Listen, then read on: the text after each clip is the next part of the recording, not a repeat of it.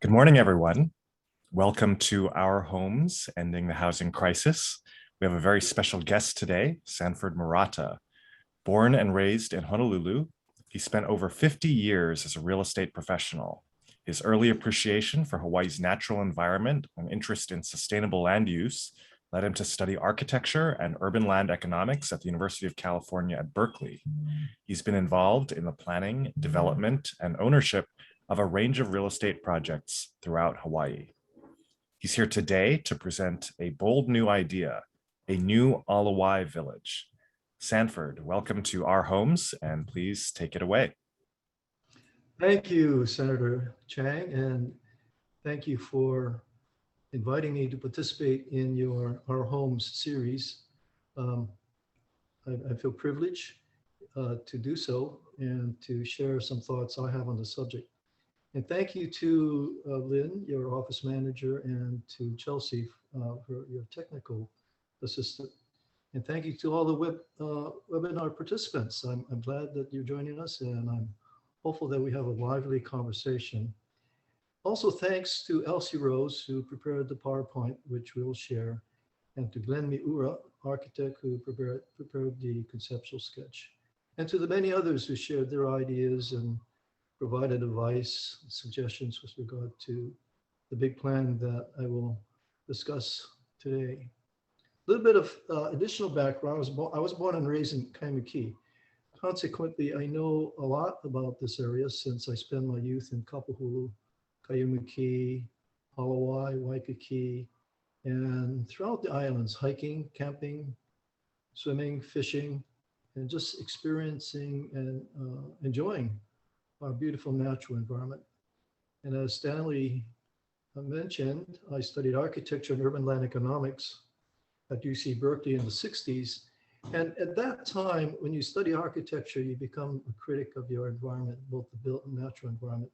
So consequently, that has always been with me in terms of looking at what we do to our environment and how we can make better use of of our natural resources. So let's begin with our images. So my vision for our homes is to start with the idea to only make big plans. Next slide. Okay, so here's a quote, quite famous architect, American architect and urban designer, Daniel Burnham from Chicago. And this is repeated a lot because it's something that I think we all need to embrace in terms of what we do with our environment. So make no little plans, just they have no magic, and they don't stir men's blood, and probably themselves will not be realized. And that's true. Little plans go almost nowhere. So make big plans, aim high, in hope and work. Next slide. So many of our schools, parks, playgrounds, and other publicly owned lands are not being used to their full potential and should be repurposed for better use to serve our community. So this big plan comes from a big idea, and big idea is to transform the Ala Wai Golf Course together with the Ala Wai Canal into two integrated projects: the Ala Wai Green, a biodiverse, multi-use natural resource park, and Ala Wai Village, a model affordable housing community. Next slide.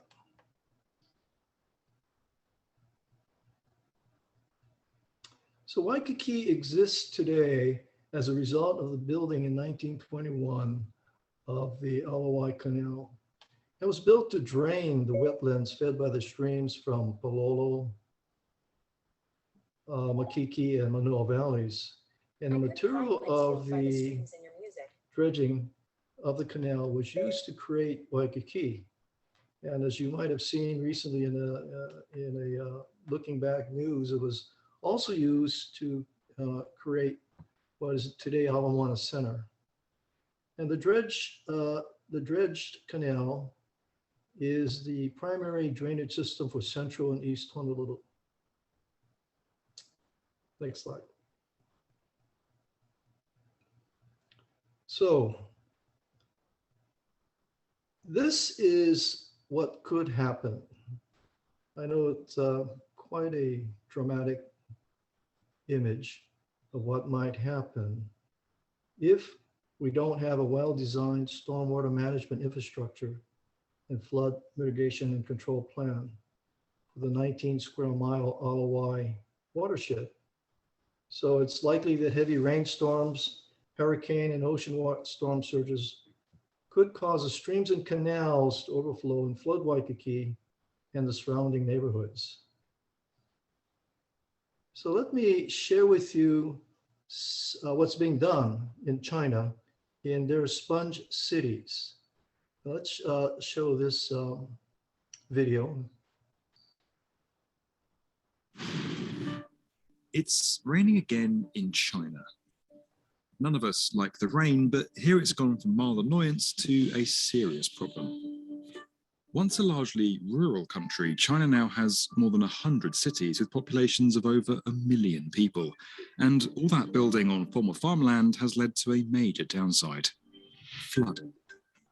But instead of constructing big barriers like others have done, China is turning back to nature for the solution, upgrading its cities so that they welcome the water rather than hold it back.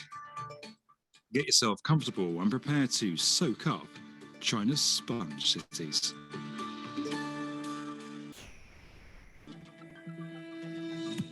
China's home to more large cities than any other nation.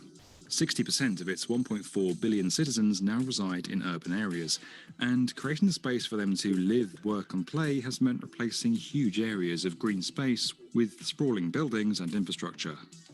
That's a lot of land that would have previously absorbed rainwater being replaced with surfaces that do the opposite, and all in a country that regularly experiences heavy storms. Little surprise then that flooding's become such a serious problem, even in places with good drainage. In 2020, over just 2 months, more than 400 rivers flooded across China, many of them worse than ever before, and at least 50 million people were impacted. On top of that, water shortages are occurring in some cities where water runs off the streets too quickly to enter water systems that are already overstretched. The response from China's government was to mop up this mess and convert many of these areas into so-called sponge cities. This is where areas are redesigned to cope with and process rainwater in a few different ways, soaking it up, storing it, and then releasing it when needed, a bit like, you guessed it, a sponge. Now, this usually involves combining what's known as grey and green infrastructure, so things like advanced drainage and water treatment systems alongside natural and semi-natural areas. The US, Russia and India have all dabbled in sponge cities, but China's program is on an entirely different scale. Brace yourself for quite a few numbers. 16 cities were chosen to be part of the scheme when it launched in 2015, and another 14 joined a year later. The aim is to have 80% of these 30 cities absorbing and reusing 70% of rainwater by 2030. Hopefully you followed all that. That means massive changes to land use, surfaces, underground infrastructure, and more across the world's most populated country. Although it sounds like a lot of work that needs to be done in not much time, this is China we're talking about, so of course they've already made huge progress. Chongqing, which has a population of over 16 million, can now rather grandly call itself one of China's leading sponge cities. Here, a new park in the Tongnang district helped the area quickly recover from the worst storm for 100 years in 2020. Up until 2019, just a small concrete barrier separated the Fu River from land that was becoming increasingly vulnerable to flooding. Now the barrier's gone, and when levels rise, water is free to flow into this incredible maze of constructed wetlands. Built over 99 hectares, it's an impressive network of native plants, trees, ponds, islands, and elevated walkways, making it more than somewhere for excess water to go. People want to be there too, soaking up their surroundings. Chongqing was also the first sponge city to be given a smart digital control system, which lets authorities monitor its sewer and stormwater networks in real time. With this, they can control how water flows into the natural environment more precisely, analyse how well the whole system performs in extreme weather, and then use the data to prevent future floods. To the east of the country, on the banks of the Yangtze River, Zhenjiang has also gone big with sponges. As well as rain gardens and creeks that drain and retain rainwater, the city's been equipped with a system of bioswales, which stretch for several kilometres in total. These specially engineered channels with sloped sides funnel stormwater inside, where it filters down slowly into the ground beneath, often with debris and pollutants removed as part of the process. Go for a stroll in any decent sponge city and you'll also find permeable roads, paths and cycleways, all of which allow water to soak directly into the material instead of forcing it into drainage systems that can become quickly overwhelmed. Polyurethane binders are combined with gravel or stones to create a surface with similar properties to concrete or tar, but with tiny cavities that let water through. Around 4,000 litres of water per square metre can be absorbed each hour, and there are now networks of these across China, from Tian'an City to Hangzhou, which is set to host the 2022 Asian Games. Now, that event is actually relevant to this video because this site for the tournament was designed as one big Sponge City project, a fantastic place to soak up the sporting atmosphere. Previously a flat piece of land, the area is being transformed into a 116-acre eco-park spread across a rolling hillscape. Rainwater will be collected, filtered and reused for water features, plumbing, heating and cooling, according to Architectonics, which designed the master plan. Thank you, Elsie. Okay, so as you can see, there's a huge risk and resource management challenge in front of us. And there's a big plan in China. And we don't have that kind of a big plan that is occurring in China, but we have a big plan. And the big plan rests on this big idea that I'd like to share with you. This is a sketch prepared by Glenn Miura, an architect, of what I call cool Ala Wai. And it consists of about 2/3 or 90 acres of the 138-acre golf course, which would be developed into what I call the green, or Ala Wai Green, which is a natural resource park. As you can see, it's on the left-hand side of the sketch, about 2/3 of the golf course. And the remaining 48 acres, or 1/3, would be Ala Wai Village, which is an affordable housing community, mainly on the Mauka and Diamond Head sides of the golf course. So we can see with some real innovative thinking, we change the configuration of the Ala Wai, as well as the tributaries that add to the Ala Wai to create this wetlands. It was very conceptual. There's no feasibility analysis behind it. It's just a big idea. Next slide.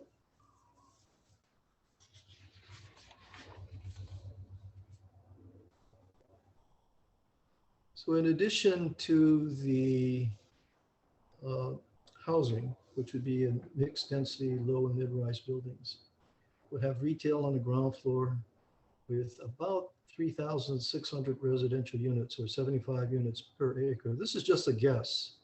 And they would be, at the moment, sold. These will be for sale units on a 99-year lease from the city.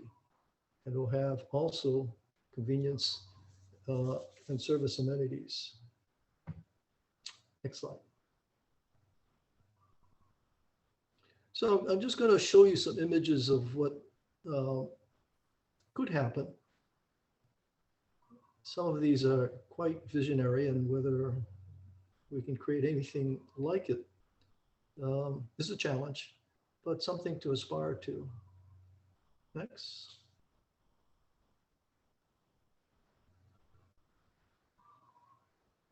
So these are actual projects underway.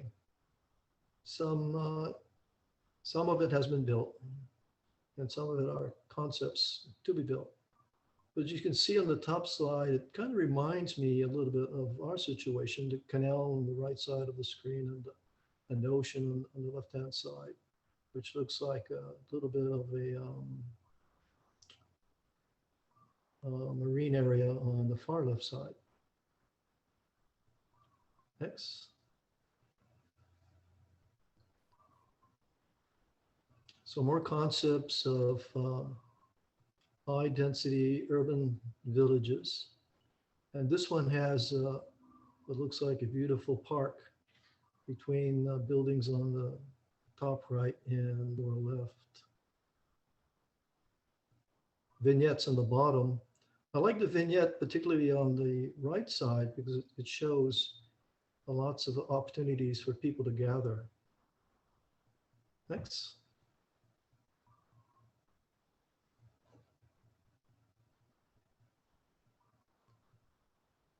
So village amenities would include child and elder care, preschool, medical clinic, and health and social services. And what we expect that the grounds would consist of many parks, walking paths, bikeways, and abundant landscaping. The image on the lower left, as you can see, what a great opportunity for people to be, in this case, it looks like an outdoor cafe, but bordered by water and recreation around it. Next.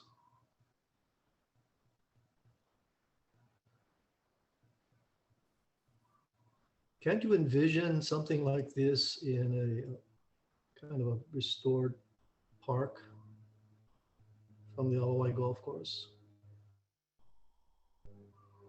Next.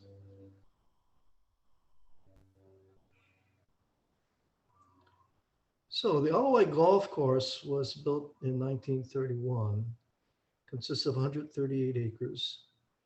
And the only built improvement is the golf course clubhouse.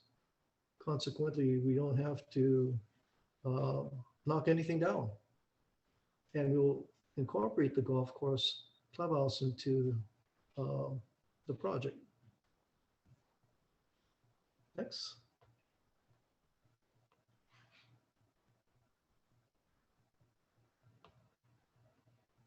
So let's talk about the Ala Wai Green.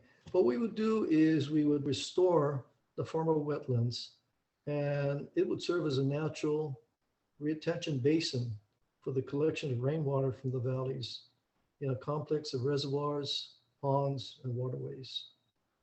Debris, soil runoff, and pollutants brought from the upstream water flow would be removed after passing through a series of gates and a multi-stage filtration system before entering the Ala Wai Canal. So this is what the green would consist of. 2/3 of the golf course, 90 acres, a multifunction natural resource park. It would serve as a storm and flood control infrastructure system, would be a water conservation management area, consisting of wetlands, reservoirs, ponds, with a natural wildlife habitat, and very importantly, an urban forest, farms, gardens, and recreational areas. Next.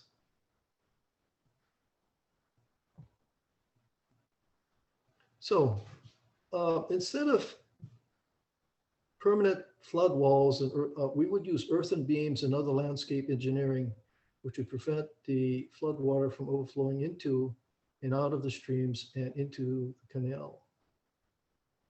The debris, soil runoff, pollutants would be brought from the upstream water flow and would be removed after passing through a series of gates in a multi-stage water filtration system before entering the canal. And we hope that organic methods would be used to filter and clean the water and maintain a balanced water quality.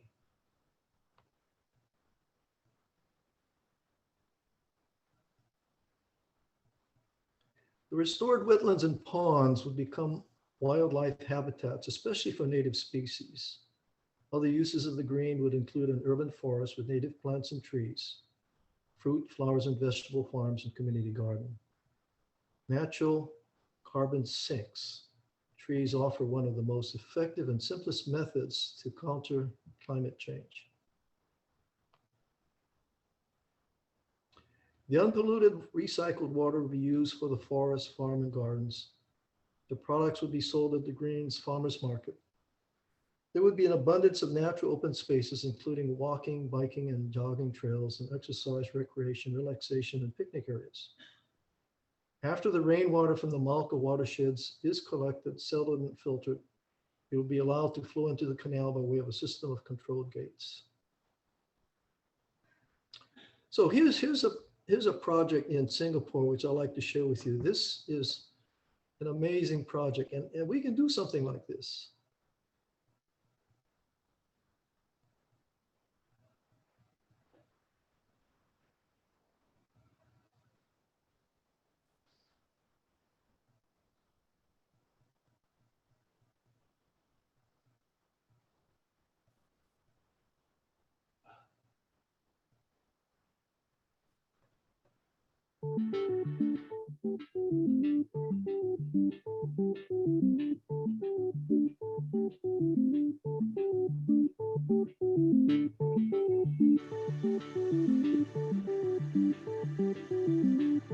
Of 5 rivers across the Marina Channel to create Singapore's first urban reservoir. The reservoir boosts Singapore's water supply, alleviates flooding in low-lying areas, and provides a new lifestyle attraction and venue for recreational activities. To exemplify Singapore's commitment in environmental and water sustainability, the barrage is designed with environmentally friendly principles in mind. Designed by architects Team 3, features such as a massive roof garden, solar panels, and a rainwater collection system were incorporated. The green roof is accessible via a lift inside the main complex, or visitors can walk up through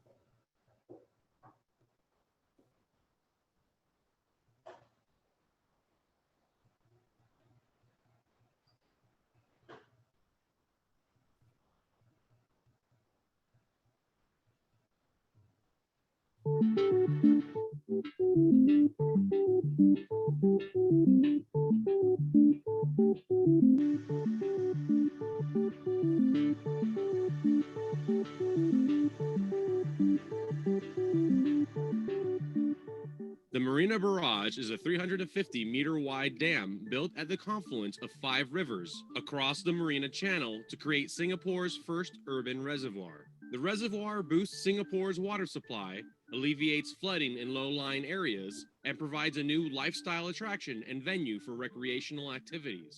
To exemplify Singapore's commitment in environmental and water sustainability, the barrage is designed with environmentally friendly principles in mind. Designed by architects Team 3, features such as a massive roof garden, solar panels, and a rainwater collection system were incorporated. The green roof is accessible via a lift inside the main complex, or visitors can walk up through its beautifully arced looping pathway. Visitors to the Marina Barrage are free to play, picnic, or simply relax on the expansive recreational space provided by the green roof. Under the lush sloping green lawn and recreational space on the green roof lie 14,000 square meters of Verticel drainage modules by Elmic, made from 100% recycled plastics. The sprinkler system on the rooftop is linked to sensors which detect water from rainfall. Marina Barrage says, the grass and soil shield the building from the sun and reduce maximum surface temperature by 3 degrees centigrade. Double glazed glass panels on the building also reduce heat, and the 405 panels of the solar park atop the green roof generate about 50% of the daytime electricity needed for indoor lighting and power points at the barrage. The green roof commands a panoramic view of Singapore's cityscape to one side of the magnificent Marina Bay Sands, the adjacent Gardens by the Bay and its magnificent Cloud Forest Conservatory, and the Singapore Flyer. It also affords an unobstructed view of the harbor and amazing views of the South China Sea on the other. Marina Barrage is truly a showpiece of environmental sustainability and a beautiful multi-purpose attraction.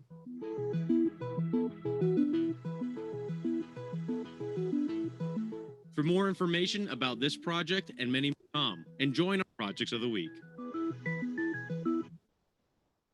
So this is the kind of thinking, this is the kind of big planning that we need to consider and hopefully undertake to meet the risks that we will be facing with climate change. Envision the Ala Wai Canal will be free of sediments and pollutants, and it would be an ideal recreational area. The silt that is discharged at the west outlet of the canal would be significantly reduced, thus minimizing the adverse impact on coral and marine life. We would plan the entire area to be engineered to anticipate rising sea levels caused by global warming, and the impact of which is potentially and significantly more devastating than stormwater flooding. An operable gate near the ocean opening of the Ala Wai Boat Harbor would control flooding from the ocean brought by the rising sea levels and a tsunami. That's what the barrage does. Both projects we plan for net zero energy use and include a comprehensive recycle, reuse, reduction, and zero waste program. Next slide.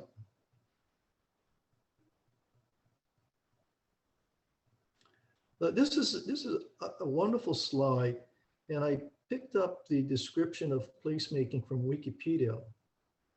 And I was very impressed, not only the image, because it's somewhat comparable to our situation with water and what looks like a mixture of low and medium, maybe high density uses. But I like the description, particularly the last section, creating public places or spaces that promote people's health, happiness, and well-being. I think that's what we should be doing in terms of using our public lands. Thanks.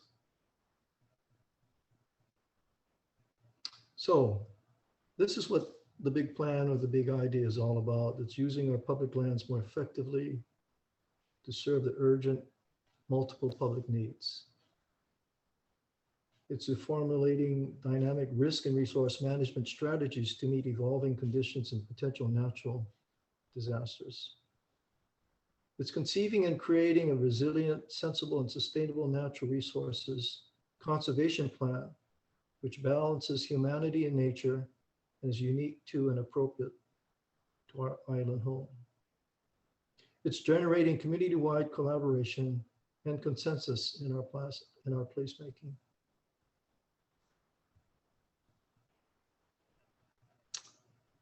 So this is an amazing aerial shot. And this is sort of what I'm promoting. It's transforming a gem in our backyard. As you can see, look at what's in the middle of this aerial. That's the golf course, 138 acres. And then on its left, Mackay side, is the canal. And look at Waikiki, hard on the shore of Waikiki Beach, Malama Bay. Downtown towards the upper left, coming back down towards the golf course. Our neighborhoods, Makali, and then across from the golf course, Ho'ilihili, and up towards the valleys, Manoa, Kiki, and Palolo. So I can see a tremendous opportunity here. And the good news is it's sitting there waiting for repurposing, rediscovery, and redevelopment to serve our needs. And here's a way in which we can combine attending to the hazards or disasters that could occur from climate change and flooding, as well as creating more homes. So these are the two, to me, in addition to the current crisis, the pandemic crisis, to me, the big challenges we have, maybe throughout the world, but assuredly for Hawaii, Honolulu specifically, is to plan for climate change disaster, number one. That's the risk and resource management aspect, as well as providing homes. We are somewhere between maybe today 40,000 units short and upwards, maybe 50,000 in the next 4 or 5 years. So we're not going to be able to create 40,000 or 50,000 or even 25,000 new homes with building 50 units here and 200 units there. We need to grasp big projects and create thousands of homes at one time, 2, 3, 4,000 homes at once. Otherwise, the piddling ideas will really not serve any purpose. And finally, one of the things that I was struck by this slide, in particular this image, if you look at sort of the upper right, you can see the rainbow. So I feel somewhat encouraged looking at opportunities that we have. We just need to be bold, have some political will and courage to pursue projects like this. So my idea is not so much that I don't know whether this is actually going to be realized, but the intention is to provoke discussion, to try to find a way to generate traction for the idea. It doesn't have to be this idea specifically, but the idea of using our lands, our public lands, much more innovatively so that we address the challenges that are in front of us and hopefully solve problems. You know, we're not, unfortunately, we don't have the sort of the power structure that allows things like that happens in China and Singapore. But I think we need to, as citizens, get out there and be not afraid to promote ideas such as this. So that sums up my presentation. I would be happy to have a conversation with all of our attendees. Thank you, Senator Chang. Thank you so much, Sanford, for a really thought-provoking presentation on a really big idea. And we've already gotten some questions in the chat. We'll try to get to as many questions as possible in our limited time. But maybe we'll kick it off with a basic question about the feasibility. What do you think this type of project would cost? And how do you think we in Hawaii would be able to pay for it? As I mentioned earlier, this idea is purely conceptual. I purposely avoided doing any kind of financial analysis, which is my background as a real estate developer. One of the first things we do is to test the feasibility of any idea, be it the market support, financial feasibility, and or funding. As you ask, where is this money going to come from? So let me just kind of toss out an answer to what you just asked.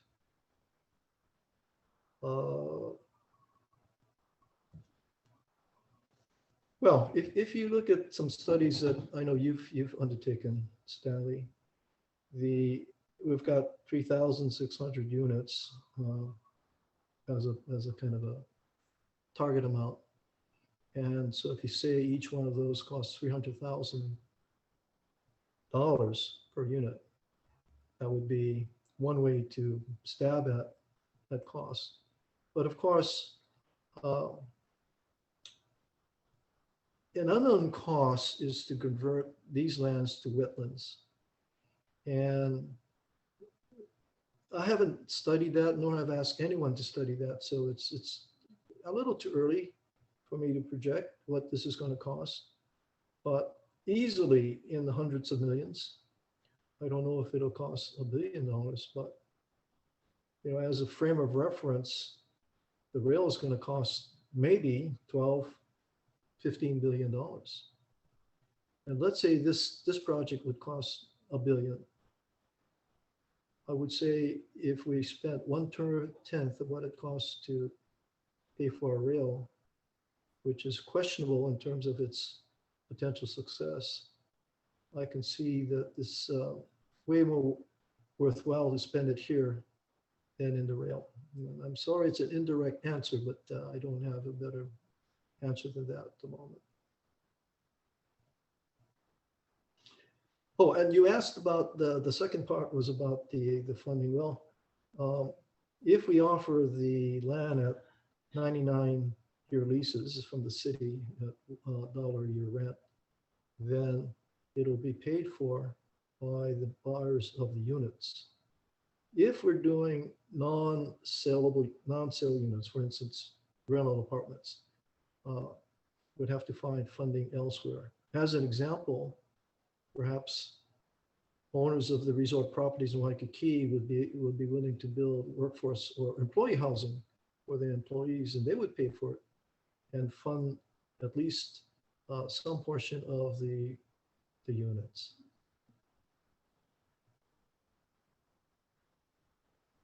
Speaking of the flood control aspect, how much do you think the existing Ala Wai Golf Course's flood control capacity could be expanded by using the newest technologies that were highlighted in the videos that you played in the presentation? Well, I think it's entirely doable. And if we step back and say, where did we come from? And that's, to me, something that we as human beings turn our back on, and that's nature. We often fail to look at natural solutions, natural ways. So this was a wetlands before it was the canal was dredged and converted to a golf course. I think it's entirely feasible. And again, it's like, if you let's put cost aside.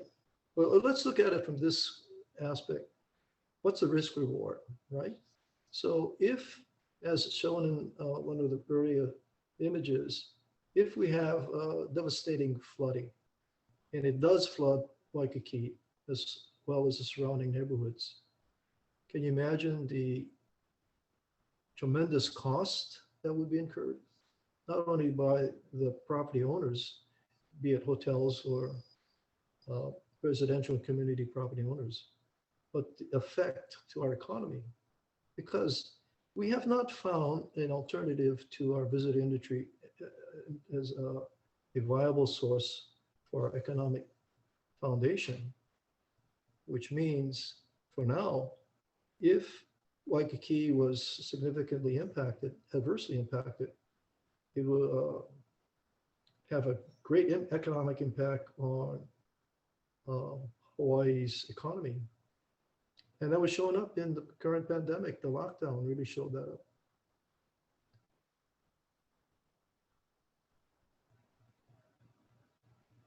One of the specific impacts that the introduction of 3,600 new housing units might have is the need for those residents to commute to their workplaces.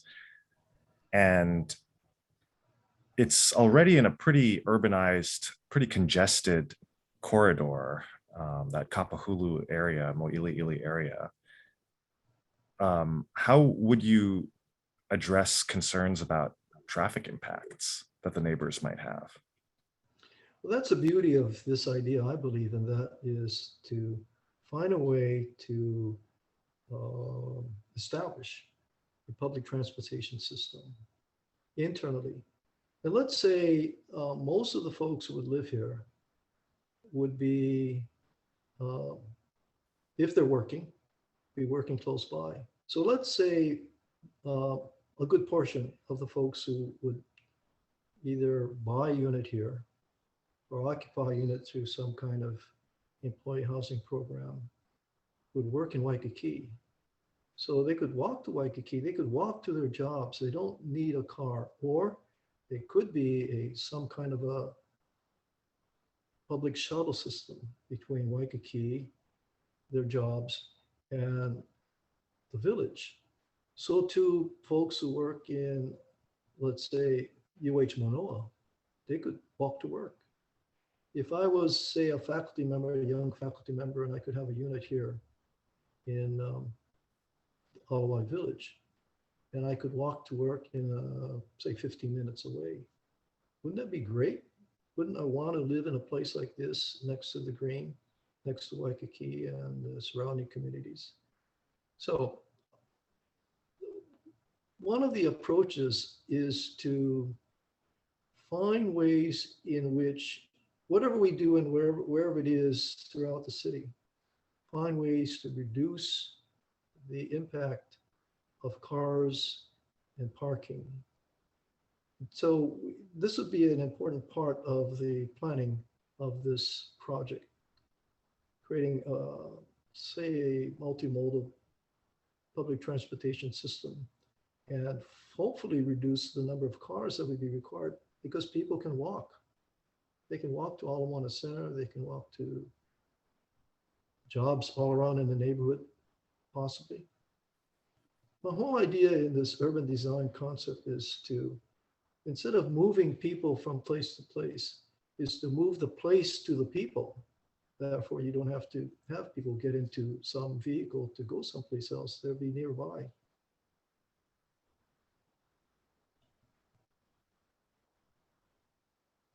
That's a really interesting idea, and a reframing of a concept that is going to be unfamiliar to a lot of people.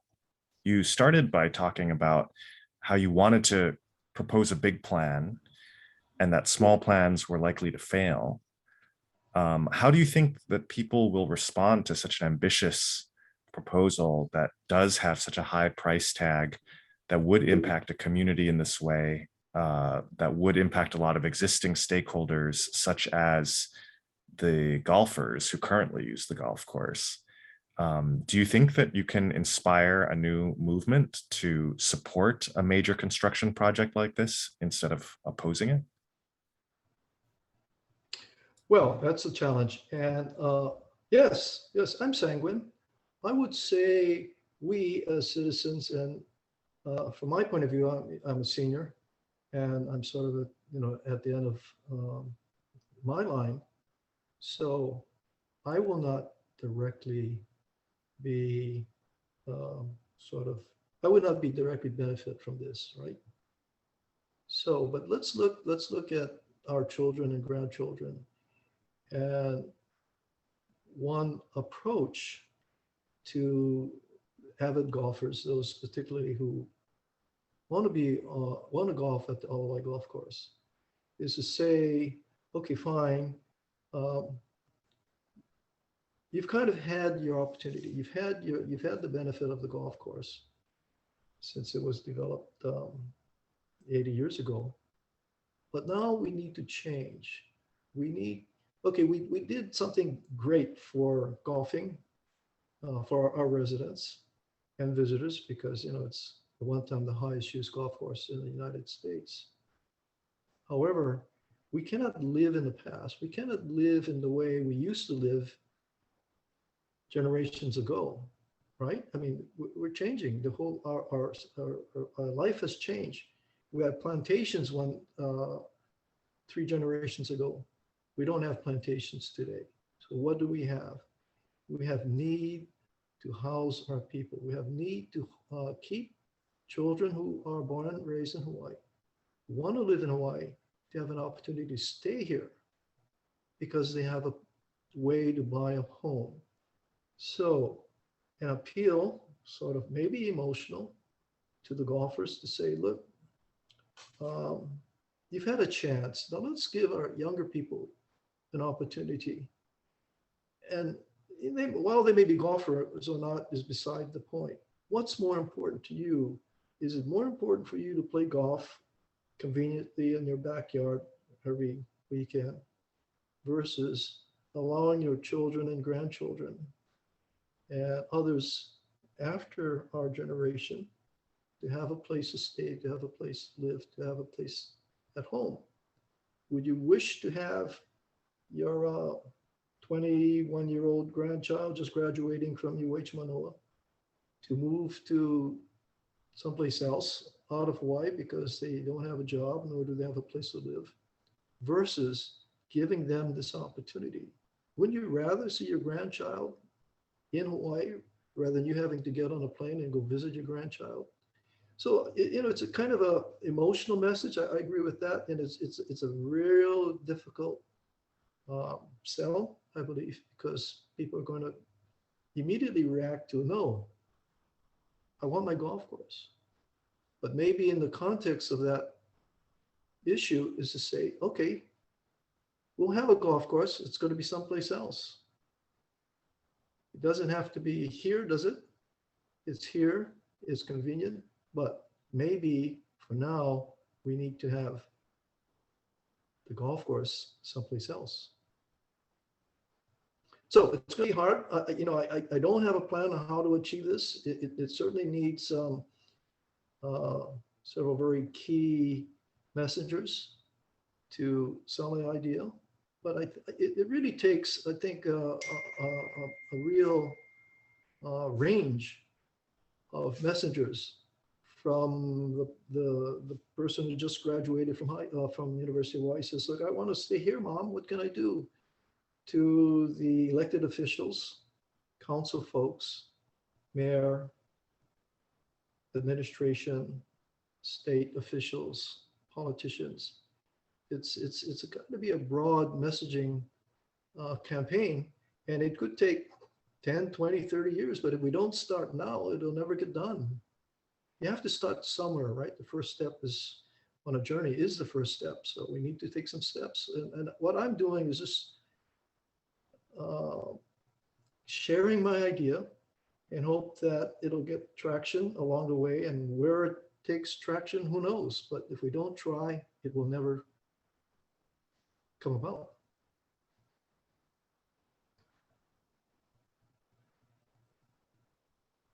How did you arrive at Ala Wai Golf Course as the primary site you'd want to focus on? In the chat, one of our listeners, John Kawamoto, wants to know, are there other locations where this type of concept could be applied? Well, let me go back and just say a little bit about my background. So I studied architecture at Berkeley. And one of the, I guess, important teaching elements of studying architecture is you become a critic. And you have to criticize your own work, and people criticize your work. So when you do a project, it's put up on the board and you look at it and everybody criticizes your work, including particularly your professor. So that ingrains in you a sense of, okay, let's look around. Let's see let's see what we've done to our environment. And let's look, and what happens is we become ultra critics. Almost everything that's built is bad, ugly, could be done better, etc. So that's ingrained in you. But if we keep our eyes open and look around and say, what can we do to improve our natural environment, our built environment, and just sort of look for opportunities. So I do this all the time. And maybe one of the trigger points for me was when I went to Shanghai. In Shanghai, there's a Shanghai City Design Center. And there's a government building, and one floor of the government building, this whole floor is devoted to a model of the city of Shanghai, and every building in Shanghai is on that model. What a tremendous sort of device to see all at once in a very big picture, in this case, Shanghai City. So we need to do that. We need to look, whether we build a model or not, we need to look at all of our lands as well as our coastal fronts, our reefs, and see what's out there. So because I grew up in this area, you know, I used to go crabbing at the Ala Wai Canal, and I would catch Samoan crabs, and we would boil Samoan crabs to eat. My buddies and I, you know, there'd be 3 or 4 of us. We go weekend nights, and we spend the night. We, you know, we'd go there like 7 o'clock, and we wouldn't come home till probably 3 in the morning. We'd be crabbing all night. So it's something that's in my view because I grew up here, and I'm thinking, okay, where are the opportunities on this island? So just look at this. Just look at this. I'm going to kind of give you a little bit of a different perspective on the question. Okay, yeah, I looked at it because it's in my neighborhood. That's number one. It's the good thing is there's nothing on it. This the clubhouse. So there's plenty of opportunities. You don't have to displace people. You don't have to knock buildings down. You know, you don't have to spend hundreds of millions of dollars moving people off and demolishing buildings. But look at right across the street. Okay, that's Date Street. If you see Date Street, you see the track. That's Kaimiki High School. So here is a kind of a opportunity. If we could get this idea on the way, why wouldn't we do something with the athletic field or the open field of Kaimiki High School? We have these kinds of opportunities all over the place. McKinley High School is another one. As you're promoting, Stanley, is Aloha Stadium. I think that's a tremendous opportunity. But we need to look in our backyard. And that's, you know, what this image is titled Transforming a Gym in Our Backyard. We need to look at our backyard and say, hey, why do we go off and build kapoles and makakilos and other things? That's fine. We need that. And I'm not opposing any of that. But we need to realize we have gems in our backyard. What can we do to improve our urban environment as well as provide opportunities for people who want to live and work and stay in Hawaii and be able to afford to do so? So it's just sort of, for me, it's my background as a former student of architecture and urban land economics, but also as a developer for 50 years. You know, I'm always looking at property. It's sort of ingrained in my spirit, and so I'm always, you know, all kinds of opportunities for us to do things better. The natatorium. How long has the natatorium sat there unused? It can be done. It's something there can be done and improve that place.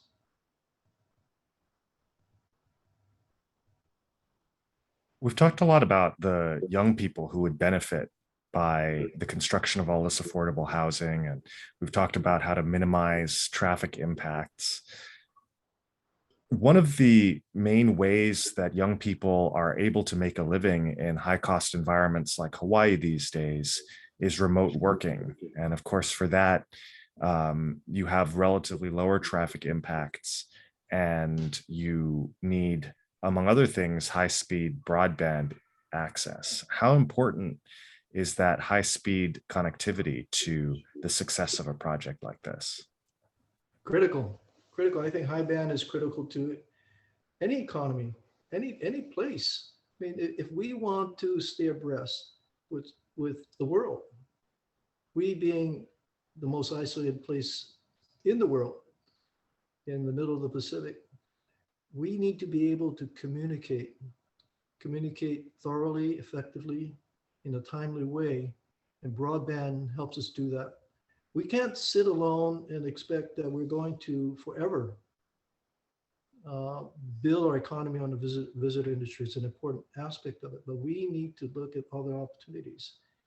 We need to teach, train, educate our young people so that they can do far-reaching projects, create event opportunities, no matter where they are. And you can't do it without broadband. You know, it's like sending a message of pigeon out. We're building buggy whips. In order for us to stay in the contemporary world on a day-by-day basis, we need to communicate and we need to get information, good information on a timely basis. And that to me is why this kind of thing is so critical, because we've been kind of laid back now. We've been fussing around with how do we take care of the flooding from the mountain streams. We haven't done anything. What's going to happen tomorrow if we have a big flood? It's going to have a huge impact. And all we can do at that moment is bemoan the fact that we didn't do anything. So we need to move on.